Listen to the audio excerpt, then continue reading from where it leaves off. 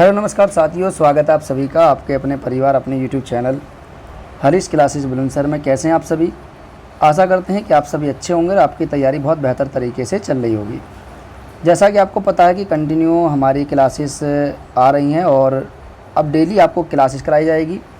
तो ये जो हमारी क्लास है, आपके जो एग्ज़ाम आ रहे हैं जैसे यूपी पुलिस, दिल्ली पुलिस या फिर अन्य कोई भी एग्ज़ाम आप दे रहे हैं, उन सब के लिए काफ़ी महत्वपूर्ण है। कल दिल्ली सल्तनत का पहला पार्ट आया था, अब दिल्ली सल्तनत का ये दूसरा पार्ट है। आज हम इसमें देखेंगे कि दिल्ली सल्तनत के अंतर्गत जो वंश आए थे, क्रम से जो वंश आए थे, जैसे ममलूक वंश, खिलजी वंश, इसके साथ साथ फिर उसके बाद तुगलक वंश के बाद फिर सैयद वंश आया और सैयद वंश के बाद फिर लोधी वंश आया था। तो क्रम से जो दिल्ली सल्तनत पर वंश आए, तत्कालीन समय में जो वंश क्रम से दिल्ली सल्तनत पर आए, उसके अंतर्गत कौन कौन से शासक आए थे, हम इसी के बारे में आज बात करेंगे। तो दिल्ली सल्तनत पर जो पहला वंश आया था, जिसे हम ममलूक वंश या दास वंश या फिर गुलाम वंश के नाम से जानते हैं, तो पहला वंश आया था गुलाम वंश। ठीक है, गुलाम वंश। तो दिल्ली सल्तनत पर जो पहला वंश आया था, इसे हम गुलाम वंश के नाम से जानते हैं। ठीक है, गुलाम वंश। और इसके अंतर्गत कितने शासक आए, आज हम उन्हीं को देखेंगे। पहले एक बार शासकों की लिस्ट देख लेते हैं। नंबर फर्स्ट, इसके अंतर्गत जो पहला शासक आया था उसका नाम था कुतुबुद्दीन ऐबक, जो इसका संस्थापक भी माना जाता है दिल्ली सल्तनत का, कुतुबुद्दीन ऐबक। ठीक है, क्योंकि कभी कभी क्रम से भी पूछ लेता है शासक, अंतिम और प्रथम शासक भी पूछ लेता है, तो अंतिम और प्रथम शासक आपको याद रखने हैं। दूसरा, इसी के साथ दूसरा शासक आया था आराम शाह। क्या नाम था इसका? आराम शाह। ठीक है, जब मैं पढ़ाऊँगा तब मैं बताऊँगा आपको कि आराम शाह कौन था और इसको लेकर के क्यों विवाद था। पहले दिल्ली के कुछ अमीरों ने इसी को शासक बना दिया था, फिर बाद में बदायूं के, उस समय बदायूं का एक सूबेदार था जिसका नाम था इल्तुतमिश, और इल्तुतमिश को उस समय शासक बनाया गया था दिल्ली का। चलिए, ये आगे में जब मैं पढ़ाऊँगा, जब आपको बताऊँगा, तो तीसरा जो शासक आता है क्रम से, उसका नाम होता है इल्तुतमिश। इल्तुतमिश तीसरा शासक आता है। चौथा जो शासक आता है क्रम से, उसका नाम होता है रजिया सुल्तान, जो शासक नहीं बल्कि शासिका होता है, रजिया सुल्ताना। ठीक है, रजिया सुल्तान, तो हम इसको रजिया सुल्ताना लिखेंगे। ठीक है, रजिया सुल्ताना। और ये दिल्ली के इतिहास पर बैठने वाली पहली महिला शासिका, और इसके बाद कोई महिला शासिका नहीं आई थी दिल्ली सल्तनत पर। एकमात्र ऐसी महिला शासिका जो दिल्ली की गद्दी पर बैठी, इनका नाम था रजिया सुल्ताना। ठीक है, आगे बात करें रजिया सुल्तान के बाद इसका भाई। ठीक है, नंबर 5 पे जो शासक बनता है, इसका नाम होता है रुकनुद्दीन। ठीक है, इल्तुतमिश से पहले कुछ समय के लिए एक शासक और,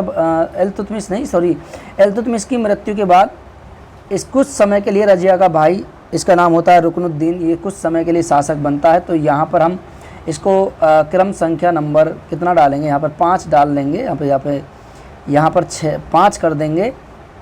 ठीक है, क्या करेंगे? 5 कर देंगे।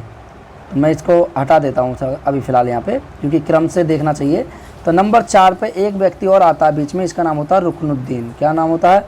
रुकनुद्दीन। ठीक है, क्योंकि हम क्रम से चल रहे हैं तो एक शासक को देखेंगे, रुकनुद्दीन। तो रुकनुद्दीन ये शासक बनता है कुछ समय के लिए। इसके बाद फिर रजिया सुल्तान दिल्ली की जनता से न्याय मांगती है, तो वो इसको सुल्तान बना देते हैं। ठीक है, शासक बनाते हैं रजिया सुल्ताना को। तो रजिया सुल्तान अगली शासक बनती है, रजिया सुल्तान। रजिया सुल्तान के बाद जो अगला शासक आता है, इसका नाम होता है बहराम शाह। ठीक है, क्या नाम होता है? बहराम शाह। बहराम शाह अगला शासक होता है, बहराम शाह। बहराम शाह के बाद अगला जो शासक आता है, इसका नाम होता है मसूद शाह। ठीक है, मसूद शाह। बहराम शाह के बाद अगला शासक आता है मसूद शाह। मसूद शाह के बाद आता है अगला शासक, मैं यहीं लिख देता हूँ, इसका नाम होता है नासिरुद्दीन। ठीक है, नासिरुद्दीन महमूद, इसका नाम होता है नासिरुद्दीन महमूद। नासिरुद्दीन महमूद। आप देख सकते हैं कि किस में कौन से शासक सबसे ज़्यादा आए। नंबर 9, इसमें जो शासक आता है, यहाँ से एक परंपरा पूरी चेंज हो जाती है। यहाँ पर बलबन आ जाता है, और बलबन यहाँ पर गुलाम वंश की जगह बलबनी वंश या इलवारी वंश की स्थापना करता है। इसे बलबनी वंश भी कहते हैं। तो बलबनी वंश की स्थापना करने वाला शासक होता है, इसका नाम होता है बलबन। ठीक है, राजनीति में एक नया मोड़ आता है, वो पढ़ाऊंगा आगे चल करके, तो अभी फिलहाल इतना देखिए। 11वां जो शासक आता है इसका नाम होता है केकुबाद, या इसे हम क्यूमर्स कहते हैं। ठीक है, केकुबाद या क्यूमर्स कहते हैं। ठीक है,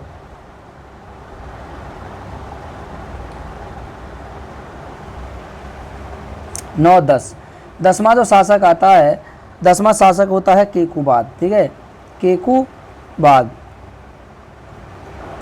और केकुबाद के बाद जो अंतिम शासक होता है इसका नाम होता है क्यूमर्स या केयूमर्स। ठीक है, केयूमर्स, इसे क्यूमर्स भी कहते हैं। और ये अंतिम शासक बनता है, ठीक है, किसका? गुलाम वंश का, जो बलबन का वंशज होता है। लेकिन बलबन क्या करता है कि बलबन इन सब में से अलग होता है, लेकिन बलबन नासिरुद्दीन महमूद का ससुर होता है, और बलबन का जो दामाद होता है नासिरुद्दीन महमूद, ये इसको बलबन को अपनी पूरी शक्ति है इसके हाथ में दे करके, पूरी सत्ता इसको हाथ में दे करके केवल एक जीवन यापन व्यतीत करता है जब तक इसकी मृत्यु ना हो जाती है। 1265 में इसकी मृत्यु हो जाती है, और 1265 में ही बलबन बलबनी वंश की स्थापना करता है। और बलबन वंश का अंतिम जो शासक होता है बहुत छोटा बच्चा होता है, इसका नाम होता है क्यूमर्स। क्यूमर्स के बाद आगे जो क्यूमर्स की मृत्यु के बाद 1290 में क्यूमर्स की मृत्यु के बाद एक नया वंश उभर करके फिर सामने आता है दिल्ली सल्तनत पर, और उस वंश का नाम होता है खिलजी वंश। अब हम थोड़ा खिलजी वंश के बारे में देख लेते हैं कि खिलजी वंश और खिलजी वंश के अंतर्गत आने वाले प्रमुख शासक, इनके बारे में देखेंगे। ठीक है, तो खिलजी वंश,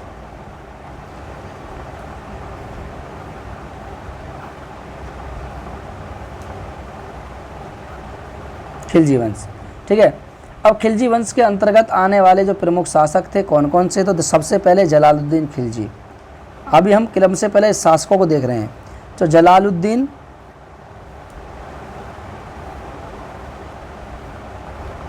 खिलजी, खिलजी वंश का संस्थापक होता है जलालुद्दीन खिलजी, याद रखना जलालुद्दीन खिलजी।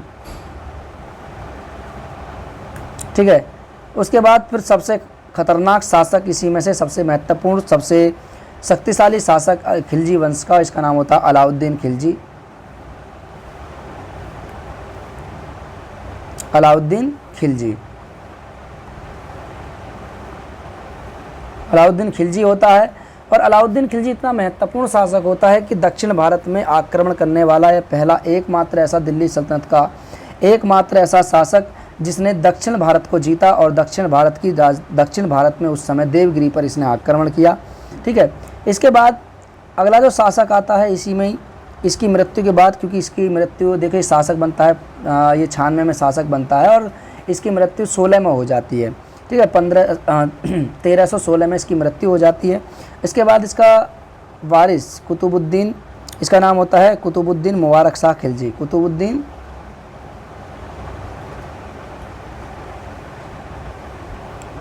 मुबारक शाह खिलजी, ये शाह की उपाधि धारण करने लग जाते हैं, मुबारक शाह खिलजी। और नंबर 4 पर जो आता है अंतिम, इसका नाम होता है नासिरुद्दीन खुसरव शाह। क्या नाम होता है? नासिरुद्दीन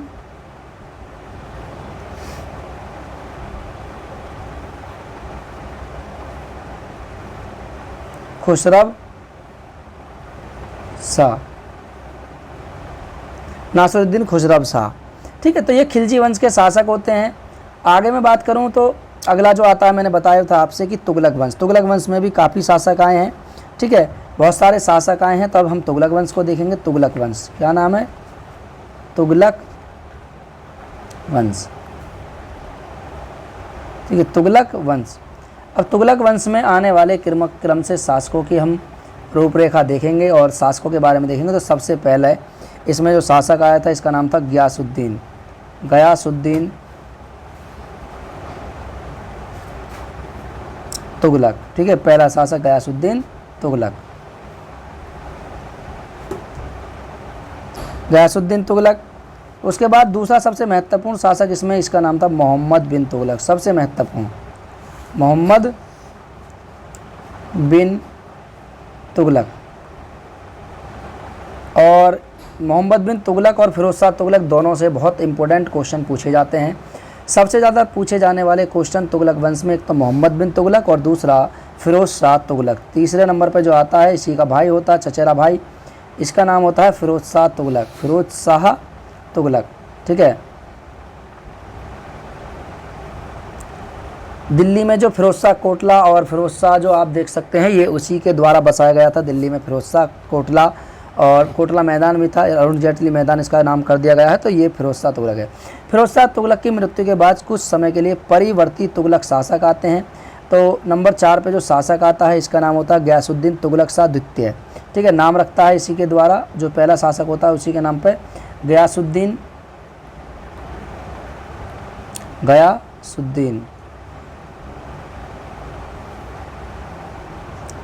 गयासुद्दीन।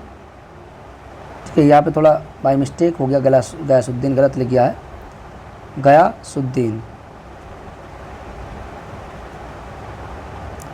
गयासुद्दीन तुगलक शाह द्वितीय।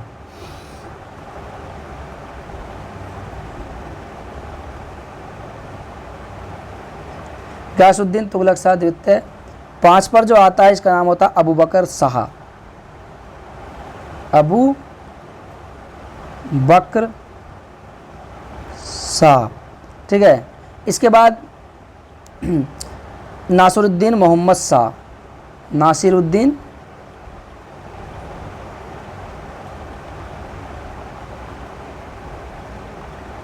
मोहम्मद शाह। ठीक है, उसके बाद अलाउद्दीन सिकंदर शाह, अलाउद्दीन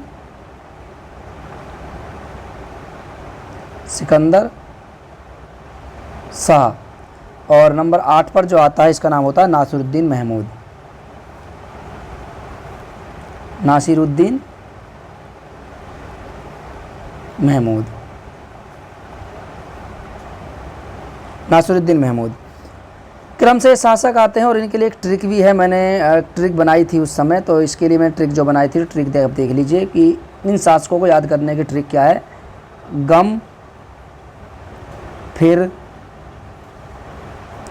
से, अब, ना, आना, आना, गम, फिर से, अब, ना, आना।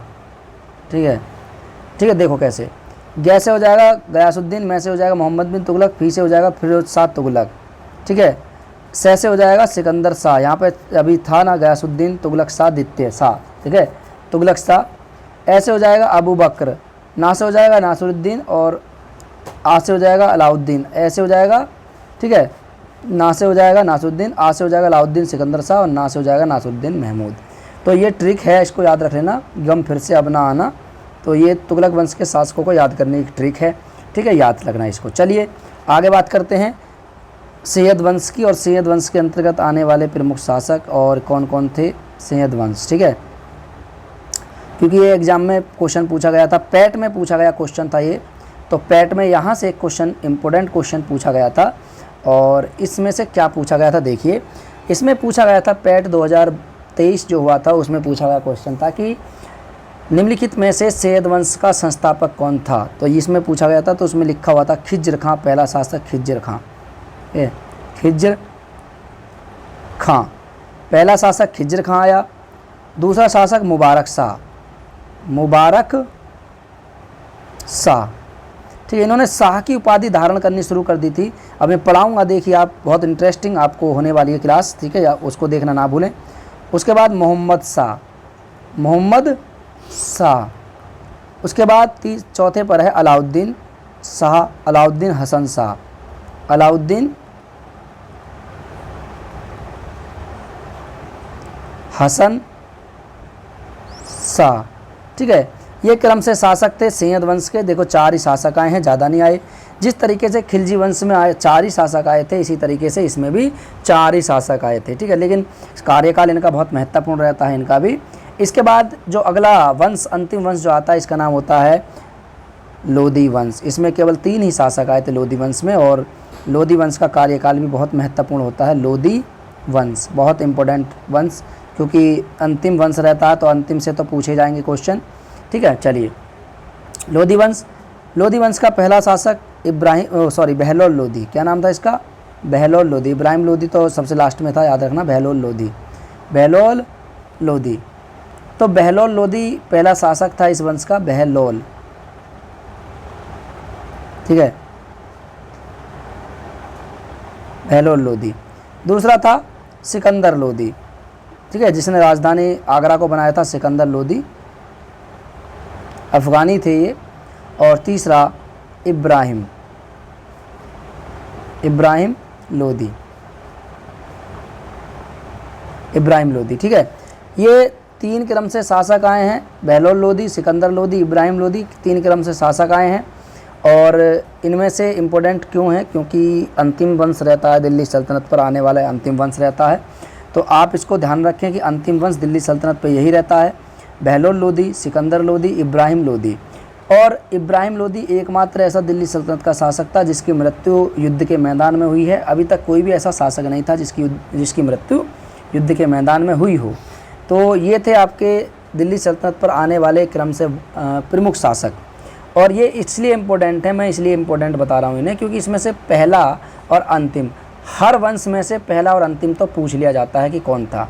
मैचिंग करने के लिए दे दिया जाता है, एक तरफ वंश एक तरफ शासक कहता है कि निम्नलिखित में से कौन सम्मिलित नहीं है। तो आप इन वंशों के शासकों को याद रखना, क्रम से याद रखना, और इनमें से आपको क्वेश्चन 100% एक ना एक तो मिल जाएगा। और मैं आपको बता दूं, अगर आप यूपी पुलिस की तैयारी कर रहे हो तो दिल्ली सल्तनत सबसे इम्पोर्टेंट है। और दिल्ली सल्तनत बहुत ज़्यादा इंपॉर्टेंट है क्योंकि मुग़ल वंश उसमें आता नहीं है, सिलेबस है नहीं मुग़ल वंश उसमें। तो इसमें सबसे इम्पोर्टेंट दिल्ली सल्तनत ही है, मुग़ल वंश में तो लास्ट वाला है थोड़ा बहुत, ठीक है। चलिए, ऐसा नहीं है कि मुग़ल वंश में से नहीं आएगा, मुग़ल वंश में से भी आता है। तो आगे हम नेक्स्ट कंटिन्यू क्लास को रखेंगे। आज की क्लास में इतना ही, और कल चलेंगे हम ममलूक वंश के बारे में पढ़ेंगे। और एक बार आपको दिखा देता हूँ ममलूक वंश, और ये ममलूक वंश है, इसके बारे में हम कल पढ़ेंगे, ठीक है। आज की क्लास में केवल इतना ही, फिर मुलाकात होगी आपकी नेक्स्ट क्लास में। तब तक के लिए नमस्कार, जय हिंद और जय भारत।